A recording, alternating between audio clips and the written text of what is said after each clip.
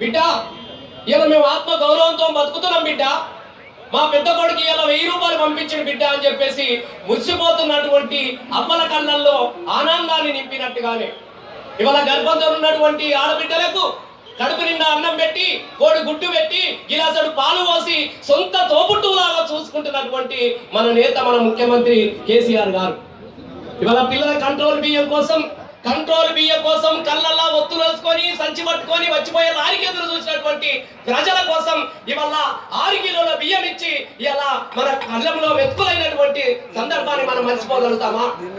ఇవాళ మన పిల్లలకు స్కూళ్ళల్లో చదువుకునేటువంటి మన పిల్లలకు సన్నపూవ పెడుతున్నటువంటి మన ముఖ్యమంత్రి గారిని ఒక్క క్షణమైనా మనం మర్చిపోతామా? మన మనుషులం, మన కృతజ్ఞత ఉంటాం.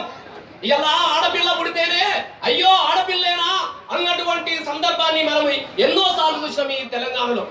ఫ్లైఓవర్ బ్రిడ్జిల కింద నా లంబాడి తల్లులు పళ్ళనమ్ముకున్నట్టు బిడ్డలు అమ్ముకున్నటువంటి దుఃఖాన్ని మనం ఎన్నో సార్లు చూసినాం ఈ తెలంగాణలో.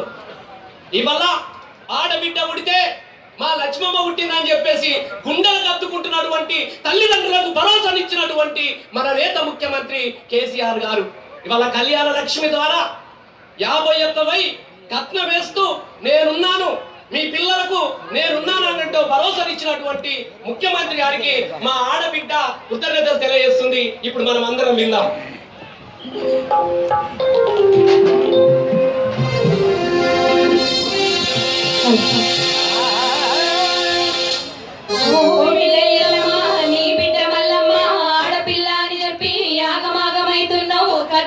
దేవాలని కంగారు పడుతున్నావు. కేసీఆర్ సారొచ్చే తెలంగాణ తెచ్చే ప్రభుత్వాన్ని గెలిపించే పథకాలెన్నో పెట్టే ఆడపిల్ల పెళ్లికి ఆదుకోబట్టే